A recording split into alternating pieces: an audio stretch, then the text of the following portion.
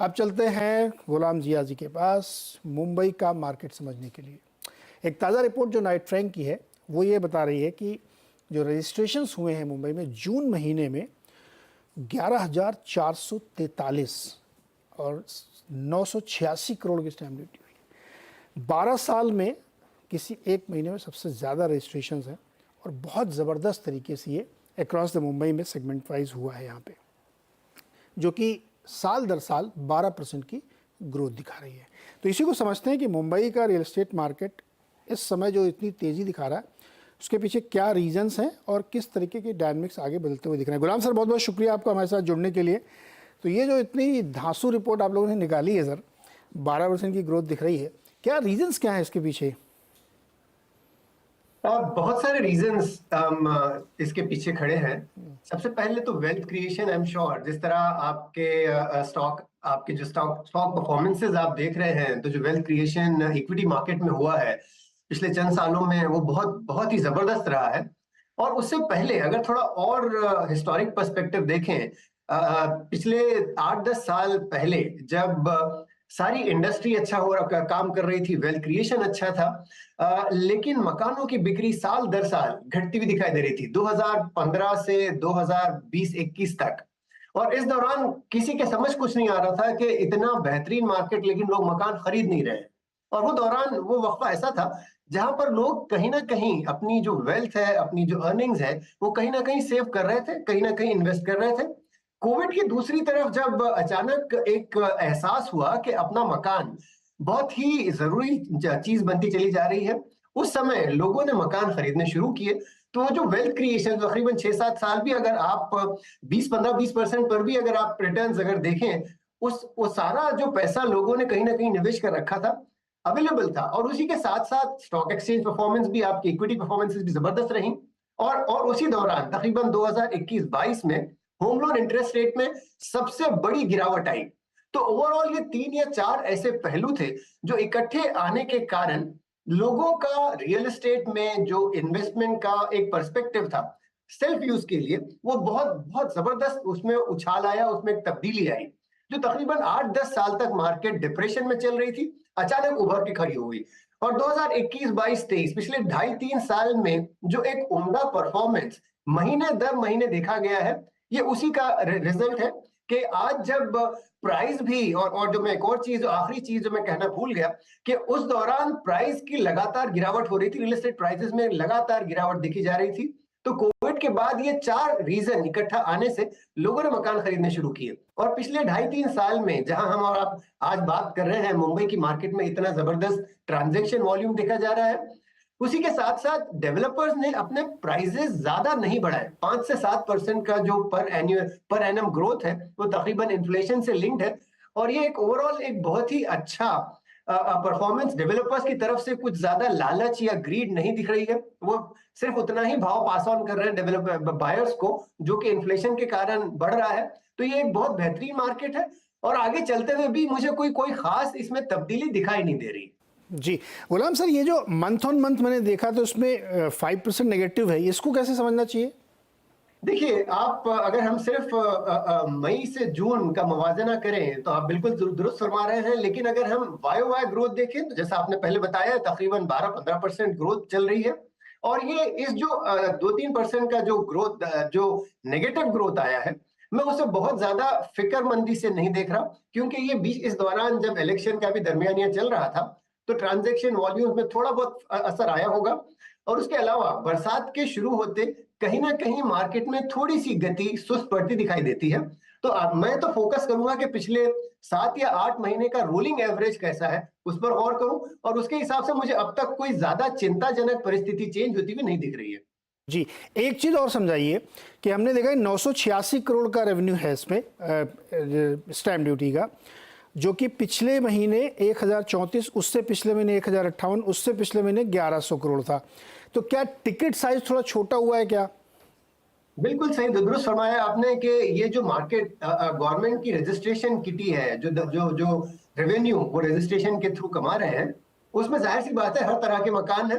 तो अगर पिछले महीने मिड टू लोअर एंड वाले मकानों की बिक्री ज्यादा हुई है तो उसका सीधा साधा असर हमें रेवेन्यू कलेक्शन पर दिखाई देगा। और एक और चीज जो और समझना जरूरी है कि इस सारे ट्रांजैक्शन नंबर्स में रीडेवलपमेंट के भी काफी सारे मकान होते हैं। तो ये बहुत मुमकिन है कि जहां जहां रीडेवलपमेंट वाले प्रोजेक्ट्स हैं वहां पर चूंकि स्टैंप ड्यूटी में भी आपको कम स्टैंप ड्यूटी देनी पड़ती है, तो चाहे वो रीडेवलपमेंट वाले मकान हो या फिर मिड टू लोअर एंड वाले मकान हो, ओवरऑल आपके रेवेन्यू पर जरूर ग्रोथ पर जरूर असर पड़ेगा।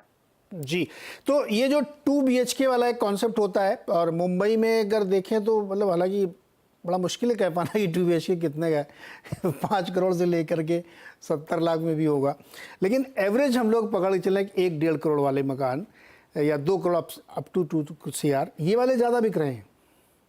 ये बिल्कुल दुरुस्त फरमाया आपने अगेन कि ये जो पिछले 6 माही में हमने ये चीज सामने आई है हमारे कि अगर मैं 1 करोड़ को एक बेंचमार्क देख लूं और 1 करोड़ से नीचे 50 लाख और 50 लाख से नीचे वाले मकान, तो यहाँ पर एक चीज जो बहुत क्लियरली दिखाई दे रही है, तकरीबन 42% मकान मुंबई में जो 1 करोड़ से ऊपर के बिक रहे हैं।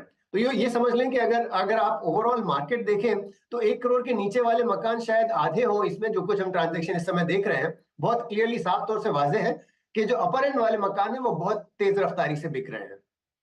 अच्छा, तो जैसे ये जो 3-4 BHK पेंट हाउस महंगे वाले मकान, खास तौर पे लोअर परेल या और थोड़ा आगे पीछे कर लें, इस वाले सेगमेंट में क्या लोगों ने मतलब इतने खरीद लिए, कितने खरीदेंगे? आदमी 10-10 फ्लैट थोड़ी खरीदेगा, इसलिए वो मकान ठंडा पड़ रहा है क्या? नहीं, बिल्कुल नहीं। अगर हम दोबारा उन नंबरों पर, उन आंकड़ों पर गौर करें तो साउथ और सेंट्रल मुंबई में तकरीबन 9% मकान, अगर हम जो सारे रजिस्ट्रेशन का हम जो डेटा जिसका हम इस समय जिक्र कर रहे हैं वो उनमें से 1150 में से तकरीबन 9% मकान वो मुंबई और मुंबई के साउथ मुंबई और सेंट्रल मुंबई में बिके हैं, जो बहुत ही उम्दा नंबर है। किसी समय में ये नंबर मुश्किल से 3 या 4% हुआ करता था, ये उसका तकरीबन 2 गुना हो चला है। तो ओवरऑल साउथ मुंबई में हालांकि बहुत छोटी मार्केट है क्योंकि बहुत ही हाई वैल्यू मार्केट है, तो उस कारण से कोई चिंता का कारण अभी नहीं है, क्योंकि अगर 9% मकान ओवरऑल हर महीने इस मार्केट में बिक रहे हैं, जबकि अगर आप दूसरी तरफ गौर करें वेस्टर्न सबर्ब्स या इवन सेंट्रल सबर्ब्स, यहाँ पर बड़े बड़े प्रोजेक्ट्स बनते हैं, यहाँ पर इकट्ठे आपको 800-900 मकान एक प्रोजेक्ट में दिखाई देंगे, जबकि आप साउथ मुंबई तशरीफ लाइए आपको एक प्रोजेक्ट में मुश्किल से 100-150 मकान दिखाई देते हैं। तो ये बहुत बड़ा अंतर है ही है जो कि साउथ और सबर्ब्स में क्लियरली वाज़ेह तौर पर दिखाई देता है। तो ये बात तो तय है कि साउथ सेंट्रल या साउथ मार्केट जो मुंबई का ये नंबर्स में कम है, लेकिन वैल्यूएशन में ये तकरीबन 24 से 25% ओवरऑल वैल्यू साउथ मुंबई की हो जाती है। जी, अच्छा, एक आपकी रिपोर्ट में कि 500 स्क्वायर फीट से छोटे वाले मकान की शेयर जो है जून 2023 में 41% था, जो अब 36% है। तो हम लोगों ने देखा कि आपसे भी कई बार जिक्र हुई, तमाम बिल्डर से भी बात होती कि ये वाला सेगमेंट जो 1 BHK टाइप का है इसमें ग्रोथ नहीं हो रही, क्यों? मतलब लोग क्यों नहीं खरीद रहे हैं ये वाले? देखिए, जो अफोर्डेबल हाउसिंग वाला सेगमेंट है ये न केवल मुंबई बल्कि सारे भारतवर्ष में एक बहुत ही दुविधाजनक वक्त से गुजर रहा है, और इसके बहुत सारे कारण हैं। पहली चीज तो ये कि जब कोविड के दूसरी पार जब हम आए तो सबसे ज्यादा इम्पैक्ट, सबसे ज्यादा असर जिस सेगमेंट पर पड़ा था वो lower most segment of market था, और आई एम श्योर ये कई जगह इस बात पर गौर होता रहता है। और उसी के साथ साथ जब 2022 के आसपास इंटरेस्ट रेट में बढ़ोतरी देखी गई, और ये बढ़ोतरी भी उसी सेगमेंट को सबसे ज्यादा तकलीफ देती है, क्योंकि जो अपर एंड वाले हैं वो होम लोन के अलावा भी कई सारे इनकम के साधन रखते हैं, और उनके लिए सिर्फ होम लोन एक अकेला जरिया नहीं है, लेकिन जो लोअर मोस्ट सेगमेंट है उसके लिए होम लोन एक बहुत ही बड़ा जरिया है मकान खरीदने का।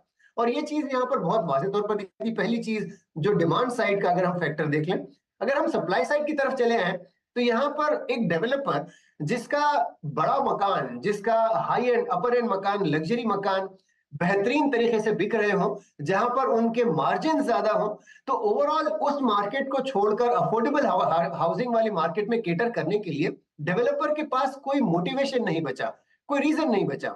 तो जहां पर एज दे से कि the bread is buttered on that side, तो वहां पर उनका सारा गौर चल रहा है, जहां सारा काम हो रहा है। तो अफोर्डेबल मार्केट ओवरऑल पिछले 2.5 से 3 साल के अरसे में बहुत इंपैक्ट हुआ है, बहुत असरअंदाज हुआ है इस पर ओवरऑल मार्केट का।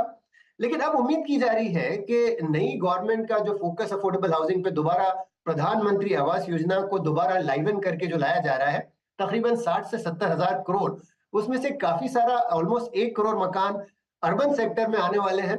और उसके चलते हमें यकीन है कि दोबारा अफोर्डेबल हाउसिंग की जो रफ्तार है उसमें दोबारा तेजी देखने को मिलेगी। हो सकता है उसके लिए अगले 4 से 6 महीने लगे, लेकिन आगे चल के तस्वीर वाज़ेह होते हुए दिखाई देगी कि अफोर्डेबल हाउसिंग सेगमेंट भी बाउंस बैक करेगा। सर ऐसा लग रहा है, इसे हम लोग खबरें सुन रहे हैं कि मिडिल क्लास को कुछ हाउसिंग में छूट वूट देने की भी चर्चा चल रही है। चुनाव परिणामों के बाद थोड़ा सबक लिया सरकार ने, तो होपफुली बजट में कुछ ऐसा हो तो रियल एस्टेट के लिए होगा। एक चीज़ और सर आपकी रिपोर्ट में है, सेंट्रल सबर्ब में जो ग्रोथ है वो वेस्टर्न सबर्ब से कहीं ज़्यादा है। क्या इसलिए कि मुलुंड विक्रोली एरिया में ज़्यादा नए लॉन्चेस हुए, ज़्यादा अच्छी प्रॉपर्टीज आई हैं, इधर पीक आउट हो गया, ज़्यादा कुछ है नहीं, रीडेवलपमेंट है, ये रीज़न है या कोई और रीज़न है? बिल्कुल बिल्कुल बिल्कुल, आपने बिल्कुल दुरुस्त फरमाया कि ये जो सेंट्रल सबर्ब्स में आपके प्रोजेक्ट्स की का जो एक्सपांस है वो काफी बड़े बड़े प्रोजेक्ट्स भी आ रहे हैं। क्योंकि ये अगर आप मुलुंड थाना उस तरफ गौर करें, ये सारे इलाकों में कुर्ला से लेके मुलुंड तक कई सारे इंडस्ट्रियल एरियाज जो बड़े बड़े लैंड ऑप्शन अवेलेबल करवाते हैं वो अवेलेबल है। जबकि अगर हम वेस्टर्न सबर्ब पर गौर करें, जैसा आपने बताया, वेस्टर्न सबर्ब्स का की ग्रोथ का सारा दारोमदार रीडेवलपमेंट पे हो रखा है। और रीडेवलपमेंट अपने आप में एक बहुत ही विकट सिचुएशन होती है, जहां आपको कई सारे लोगों को इकट्ठा करके प्रोजेक्ट तैयार करना होता है। वो अगर हम सेंट्रल सबर्ब्स का मुकाबला करें, जहां पर बड़े large projects, large land parcels available हैं, तो जाहिर सी बात है उस चीज का असर सीधा साधा वहां के न्यू लॉन्चेस पर पड़ रहा है। डेवलपर सेंट्रल सबर्ब्स में ज्यादा इंटरेस्टेड है, क्योंकि रीडेवलपमेंट वक्त लेता है, समय खाता है, और लोगों को इकट्ठा करना अपने आप में बहुत मुश्किल काम है। अरे रीडेवलपमेंट तो खैर ये मुंबई का बड़ा यूनिक कॉन्सेप्ट है, और ये बहुत बाकी शहरों में इतना ज़्यादा होता नहीं है।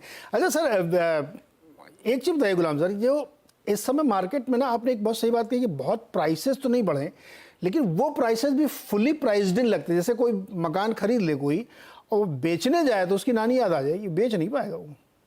देखिए, बात आपकी दुरुस्त है कि अगर सेकंड सेल्स जो है उसमें चंद एक प्रॉब्लम आती है। पहली चीज तो ये कि अगर नया मकान बिक रहा है और मकान खासतौर से अगर तैयार है, डेवलपर बेच रहा है मकान, तो उसे जाहिर सी बात है एक कन्विक्शन है कि नॉन डेवलपर है, लिस्टेड प्लेयर है या रेप्यूटेड डेवलपर है, तो वहां पर आपके मकान के बिकने की रफ्तार तेज है बनिस्बत सेकंड सेल के।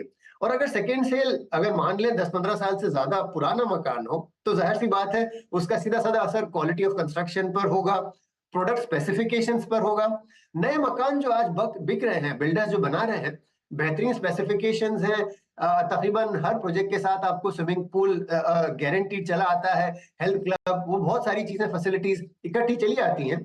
तो उसके बनिस्बत अगर आप थोड़ा सा पुराना मकान मार्केट में ले आए, तो खरीदार के लिए दो ऑप्शन है, या तो एक बेहतरीन क्वालिटी का तैयार होता हुआ माल खरीदे या एक पुराना माल खरीदे। तो आपकी बात बहुत दुरुस्त है कि जो पुराने मकान है उनको बेचने में दिक्कत जरूर सामने आ रही है।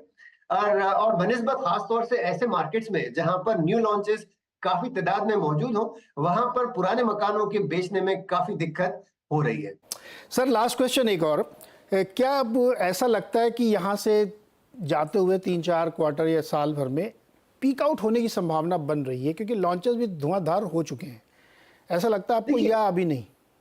देखिए, केवल लॉन्चेस पर गौर करना अपने आप में दुरुस्त नहीं है। उसका एक रीजन है कि हर लॉन्च के सामने कितने मकान बिक रहे हैं, किस रफ्तार से बिक रहे हैं, और सबसे इंपॉर्टेंट बात यह है कि जिस डेवलपर की इन्वेंट्री, कि उनके पास जो मकानों की तादाद है इस समय बेचने की, वो अगर हम रफ्तार को देखें पिछले चंद महीनों में या पिछले चंद क्वार्टर्स की रफ्तार, उस रफ्तार से अगर चलते रहे तो कितने क्वार्टर्स उन्हें लगेंगे, कितने साल लगेंगे उस इन्वेंट्री को खत्म करने। तो अब अगर हम आते हैं आंकड़ों पर, इस समय तकरीबन 2.5 लाख के आसपास 6 महीने में मकान बिके हैं जून के एंडिंग तक।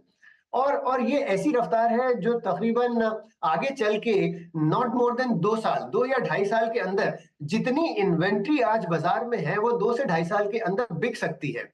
अब अगर उसके सामने उसी इन्वेंट्री का कंप्लीशन का समय देखें कि उस अंडर कंस्ट्रक्शन इन्वेंट्री को कंप्लीट करने के लिए कम से कम 3 से 4 साल दरकार है, तो बोलने का मतलब ये है कि जो डेवलपर आज मकान मार्केट में बेच रहा है, उसकी बेचने की रफ्तार उसके काम मुकम्मल करने की रफ्तार से ज्यादा तेज है, तो मकान प्रोजेक्ट मुकम्मल होने से पहले सारे मकान बिक जाएंगे। और ये एक डेवलपर के लिए बहुत ही पॉजिटिव एनवायरनमेंट है, बहुत ही बेहतरीन सिचुएशन है। तो इसके चलते ये एक्सपेक्ट करना कि इन्वेंट्री हमें आगे चंद क्वार्टर्स में या चंद सालों में कोई दिक्कत देगी, उसमें मुझे कोई सच्चाई नजर नहीं आती। इस समय जिस तरह की मार्केट बनी हुई है, अगले कम से कम 4 से 5 क्वार्टर तो मुझे कोई भी तब्दीली होती हुई दिखाई नहीं दे रही। कि इसी तरह का बुलिश मार्केट बरकरार रहेगा, इस बात की हमारे नंबर्स हमें कन्विक्शन दे रहे हैं। बिल्कुल गुलाम सर, जितने अच्छे से आप समझाते हैं ना रियल एस्टेट मार्केट, बहुत सारे लोगों का दिमाग एकदम साफ हो जाएगा। मुंबई मार्केट क्यों यूनिक है और यहाँ किस तरीके से मार्केट अगले कई सालों तक रफ्तार से बना रह सकता है। सर बहुत बहुत शुक्रिया जुड़ने के लिए हमारे साथ और हमें ये एक्सप्लेन करने के लिए कि मुंबई मार्केट क्यों इतना हॉट है और उसका रीजन्स ये है। बहुत बहुत शुक्रिया हमारे साथ जुड़ने के लिए। Thank you. चलिए एक छोटा सा ब्रेक